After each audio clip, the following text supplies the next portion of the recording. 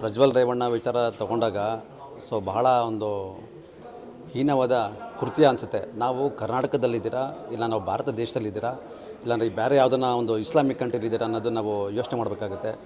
ಪ್ರತಿಯೊಬ್ಬ ನಾಗರಿಕರು ತಲೆ ತಗ್ಗಿಸುವಂತಹ ವಿಚಾರ ಇದು ಪ್ರಜ್ವಲ್ ರೇವಣ್ಣ ವಿಚಾರ ತಗೊಂಡಾಗ. ಎಲ್ಲ ಒಂದು ಕಡೆ ಇವ್ರನ್ನ ನಾವುಗಳು ಓಟ್ ಹಾಕಿ ಗೆಲ್ಲಿಸಿ ಪಾರ್ಲಿಮೆಂಟ್ಗೆ ಕಳಿಸಿತ್ತು. ಎಲ್ಲೋ ನಮ್ಮದು ಬಡ ಜನರಿಗೆ ನ್ಯಾಯ ಕೊಡಿಸ್ಲಿ, ಅವರ ಕುಂದುಕೊರತೆಗೆ ಧನಿಯಾಗಿ ಅಲ್ಲಿ ನ್ಯಾಯ ಒದಗಿಸಿ ಎಲ್ಲರಿಗೂ ಕೊಡಲಿ ಅಂತಂತ ಎಲ್ಲ ಒಂದು ಕಡೆ ಇವರು ಅದನ್ನು ದುರುಪಯೋಗ ಪಡ್ಕೊಂಡು ಅಧಿಕಾರ ಚಲಾಯಿಸ್ಕೊಂಡು ಅದೆಷ್ಟೋ ಹೆಣ್ಣು ಮಕ್ಕಳ ಜೀವನದಲ್ಲಿ ಆಟ ಆಡಿದ್ದಾರೆ. ಎಲ್ಲ ಒಂದು ಕಡೆ ನಮ್ಮ ಕರ್ನಾಟಕ ಭೀಮಸೇನೆ ಸಂಘಟನೆ ಇದನ್ನು ಬಹಳವಾಗಿ ನಾವು ಖಂಡಿಸುತ್ತೇವೆ.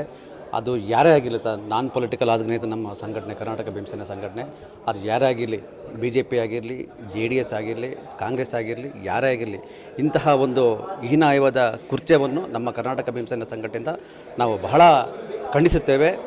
ಒಂದು ವಿಚಾರ ಪ್ರತಿಯೊಬ್ಬರು ಗಮನಿಸಬೇಕು. ಈ ಪ್ರಜ್ವಲ್ ರೇವಣ್ಣವರ ವಿಚಾರ ಬೆಳಕಿಗೆ ಬಂದಾದಮೇಲೆ ಇತರೆ ಎಮ್ ಎಲ್ ಎಗಳಾಗ್ಬೋದು ಮತ್ತು MP ಅವರ ಮಕ್ಕಳಾಗ್ಬೋದು ಸ್ವಯಂ ಪ್ರೇರಿತವಾಗಿ ಹೈಕೋರ್ಟಲ್ಲಿ ಹೋಗ್ಬಿಟ್ಟು ನಮ್ಮದು ರಾಸಲೀಲೆ ಪ್ರಕರಣ ಆಚೆ ಬರಬಾರ್ದು ಅನ್ನೋ ವಿಚಾರವಾಗಿ ಒಂದು ಸ್ಟೇ ತೊಗೊತಾರೆ ಅಂತಂದರೆ, ನೀವೆಲ್ಲರೂ ಪಾರ್ಲಿಮೆಂಟಲ್ಲೂ ಕೂತ್ಕೊಳೋದು, ವಿಧಾನಸೌಧದಲ್ಲೂ ಕೂತ್ಕೊಳೋದು, ಹೆಣ್ಮಕ್ಳನ್ನ ಅತ್ಯಾಚಾರ ಮಾಡೋಕ್ಕೆ ನೀವೆಲ್ಲ ಹೋಗಿ ಕೂತ್ಕೊತೀರಾ ನೀವು? ನಿಮ್ಮನ್ನು ನಾವು ಎಲೆಕ್ಷನ್ನ ವೋಟ್ ಹಾಕಿ ನಿಮ್ಮ ಗೆಲ್ಲಿಸಿ ಪಾರ್ಲಿಮೆಂಟಿಗೆ ಏನು ನಾವೆಲ್ಲ ಕಳಿಸಿರ್ತೀವಿ ನಿಮ್ಮನ್ನು.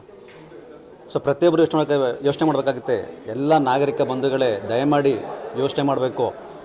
ಎಲ್ಲ ಒಂದು ಕಡೆ ನಮ್ಮ ಭಾಳ ನೋವಾಗುತ್ತೆ. ಬಾಬಾ ಸಾಹೇಬ್ ಅಂಬೇಡ್ಕರ್ ಅವರು ಸಮಗ್ರವಾಗಿ ಸಂವಿಧಾನವನ್ನು ಬರೆದು ಎಲ್ಲರಿಗೂ ಓಟಿನಂತಹ ಪವರ್ ಕೊಟ್ಟು ಈ ಪಾರ್ಲಿಮೆಂಟ್ಗೆ ಹೋಗಿ ನಮ್ಮ ಜನಾಂಗಕ್ಕೆ, ಬಡವರಿಗೆ ನ್ಯಾಯ ಕೊಡಿಸಿ ಅಂತಂತ ನೀವೇನಾದ್ರು ಹೇಳಿಬಿಟ್ಟು ಪಾರ್ಲಿಮೆಂಟಿಗೆ ಕಳಿಸ್ರೆ, ನೀವು ಹೋಗ್ಬಿಟ್ಟು ಇಲ್ಲಿ ಪಾರ್ಲಿಮೆಂಟಲ್ಲಿ ಅಧಿಕಾರ ಚಲಾಯಿಸ್ಕೊಂಡು ನೀವು ಗೆದ್ದಂಥ ಸಂದರ್ಭದಲ್ಲಿ ನೀವು ಹೆಣ್ಮಕ್ಳ ಮೇಲೆ ಅತ್ಯಾಚಾರ ಮಾಡ್ತೀರಿ ಅಂತಂದರೆ ನಿಮಗೆ ನಾಚಿಕೆ ಇಲ್ವಾ?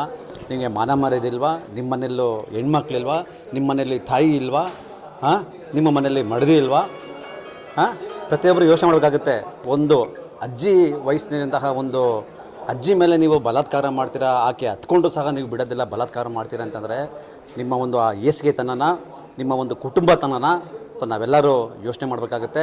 ಇದು ನಾವೆಲ್ಲರೂ ಬಲವಾಗಿ ನಾವು ಖಂಡಿಸ್ತೇವೆ. ಇದು ಯಾವುದೇ ಕಾರಣಕ್ಕೂ ನಿಮಗೆ ರಾಜ್ಯದ ಜನತೆ ನಿಮ್ಮನ್ನು ಯಾವುದೇ ಕಾರಣಕ್ಕೂ ಕ್ಷಮಿಸಲ್ಲ.